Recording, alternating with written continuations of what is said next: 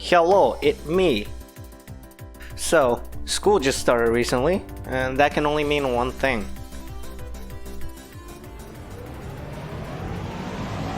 BAM! New format! So yeah, start of the school year, start of a new me. A huge shout out to Pernonen for the art. Please check him out. He's a fantastic artist that does original art, pixel art, and sometimes he streams too. A link to his Twitter will be in the description. That's right, Splatoon 2 has a lot of weapons. Now that's a lot of weapon. You got the shooters, the rollers, the sloshers, splatlings, chargers, blah blah blah. In total, there are 140 different weapons.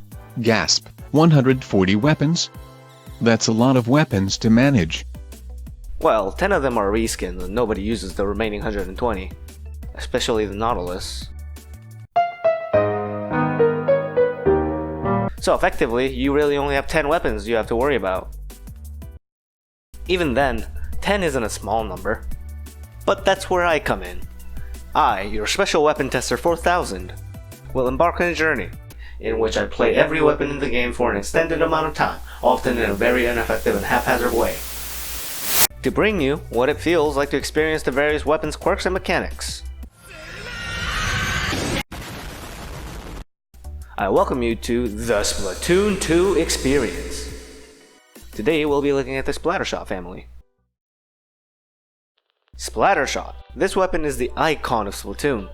It is the jack of all trades. It's surprisingly easy to pick up, and wow, look at how much ink that thing puts on the ground. Then you come up to an enemy and holy cow, this thing kills in 3 shots. I need to play this. To Turf War!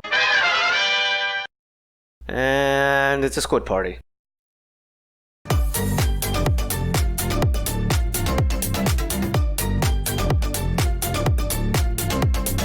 Anyways, let's actually try it out. Here, you can see me playing the Splattershot for the first time. Well, it's not technically the first time because I've had the game for a while, but I've only played chargers and heavies, explosives, so you get the point. I get a few kills here and there, and heck, we even won the match. Sometimes I would die a whole bunch. Sometimes I'd trade. But gradually I started seeing improvements to my gameplay. See, the Splattershot is designed to teach players the fundamentals of the game. Mechanics such as how to move, how to shoot, and how your range doesn't matter no matter how small it is. Papa Nogami will always love you. Sadly, most weapons in the game outranges the Splattershot, some almost by double its range. In this match, 3 of the 4 enemies outranged me. No amount of good aim could help me here. We start with a good push. 33, alright, we got this! No, that was terrible. But soon,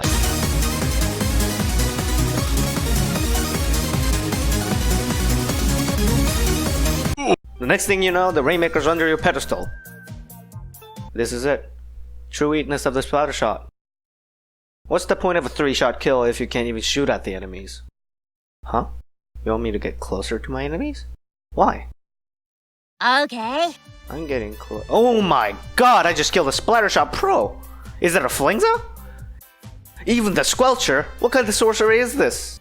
Because of your range, movement becomes your best friend.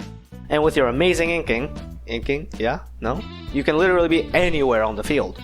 Use movement to your advantage. Bob and weave between the shots and use cover to outplay the enemy. Or stand on the high ground to increase your range. It's over! I have the high ground!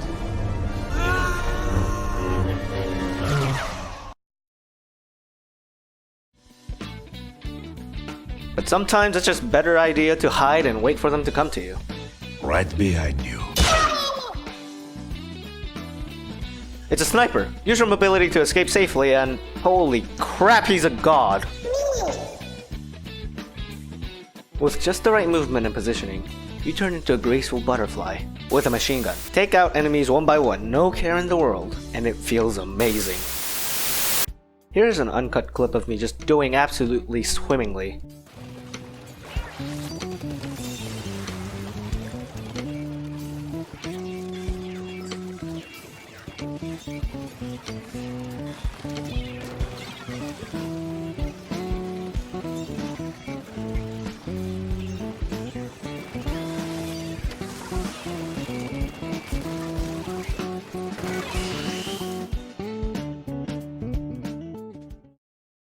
See, what they don't tell you is that when you're playing the Splattershot, you're no longer playing Splatoon 2.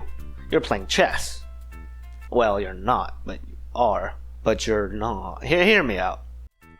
You're kind of like a knight piece.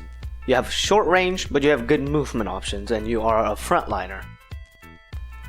Much like the knight, you're specializing in baiting the enemy or taking them out when they are distracted. Wait, wait, what was that? Was that a suction bomb? Sub-weapons? Specials? How could I forget about those? Oh man, this is embarrassing.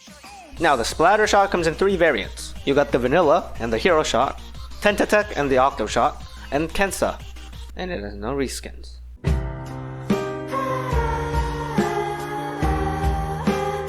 Splattershot has the spicy Burst Bomb and Splashdown.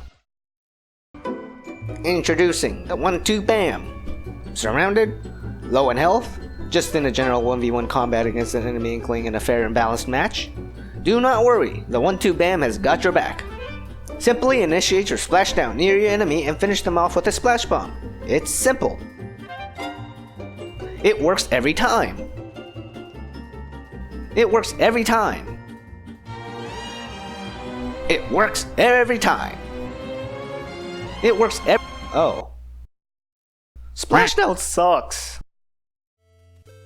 Splashdowns are great in lower ranks and turf wars, but at higher ranks, you're better off just using it to refill your tank. If you can though, super jumping to teammates will help keep the enemies off guard, and you may get 1 or 2 picks. Where's the combo into each other? Alright, let me find it.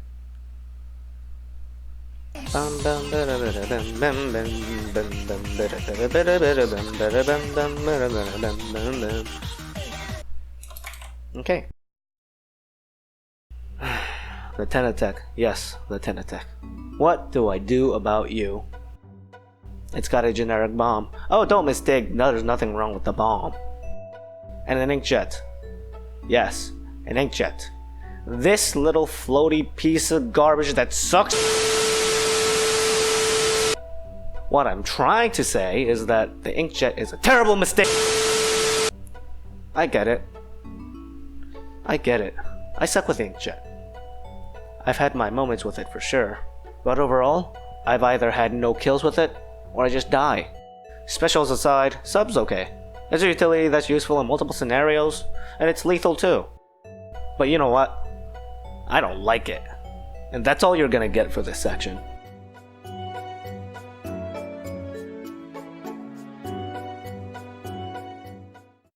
While the Splattershot is that offensive 1-2 BAM, you got the Kensa Splattershot on the other hand. With its suction bomb and antenna missiles, K-Shot is the king of manipulation. I've said this before, but they stay on the field so long it's like putting down a giant sign that says, "Hi, run away please." Well, when I recorded that, I was a naive little child. But now I'm still a naive little child. But I'm seasoned. But I'm seasoned. While using the K-Shot, I learned that the suction bomb isn't really a bomb, but it's a tool. It's much like a roadblock. It says, "Road closed, turn around." And if you don't turn around in time, it goes with full nuke. Seriously though, this thing has massive radius. It's like, oh, a little suction bomb, how do you do? You think the radius is about this much, but no, the bomb explosion is like Marth's grab in Melee, and we all know what that looks like. Where was I?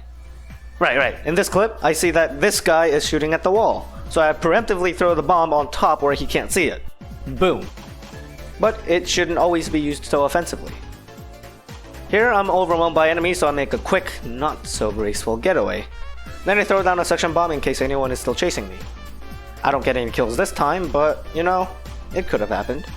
Suction bomb on its own can do some damage, but combined with the tender missiles, you go from Lelouch to 0.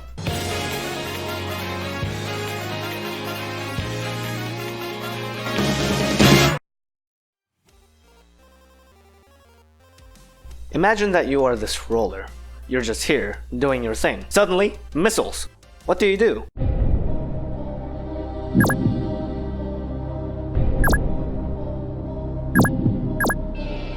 Correct, you move forward. But suddenly, you're dead. This is the situation you want to keep your enemies at. Use your sub and special to manipulate your enemies into your range, or you can even combo off of the bomb into the missile, or vice versa. There are limitless ways to torture your prey. You know what? Yeah, I meant what I said. Overall, Splattershots are an amazing fun weapon to play with, and most of its kits go super well with it. Despite having downsides, most of it could be made up with good movement and positioning, giving it a high skill ceiling. Mastery of the Splattershot means the mastery of movement. My experience with the weapon has taught me something important. You see, Splattershot isn't about winning. It's about striving to improve yourself at outplaying your opponents, and oh boy, outplay those opponents you will. Those moments where you have the highest kills, the biggest clutches, the moments that make you feel like God amongst squids. That is what makes it part of the Splatoon 2 experience.